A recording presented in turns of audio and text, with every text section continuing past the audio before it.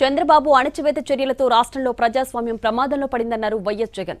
ఏపీలో పోలీసు రాజ్యాన్ని నడిపిస్తున్నారని, ప్రశ్నిస్తున్న గొంతు నులిమేస్తున్నారని ఫైర్ అయ్యారు. గుంటూరు జిల్లా పొన్నూరు నియోజకవర్గం మామిళ్లపల్లిలో కాపు సామాజిక వర్గానికి చెందిన రైతుల పరామర్శకు వెళుతున్న తమ పార్టీ నేతలు జోగి రమేష్, జూపుడి ప్రభాకర్, అంబటి మురళితో పాటు పలువురు నేతలు, కార్యకర్తలపై పోలీసుల దాడి అత్యంత హేయనీయమైందని తెలిపారు.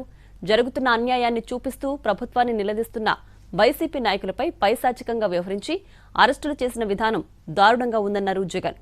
పోలీసులను అడ్డుపెట్టుకుని ప్రజాస్వామ్యాన్ని చంద్రబాబు ఎలా ఖూనీ చేస్తున్నారో కళ్లకు కట్టినట్లు తెలుస్తోందని తెలిపారు.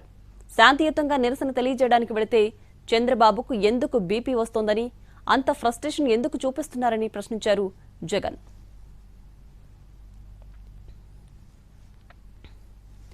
మొక్కజొన్న కనీస ధర 2,400 రూపాయలైతే ఈ ఏడాది 1,400 నుంచి 1,600కు కూడా రాలేదు.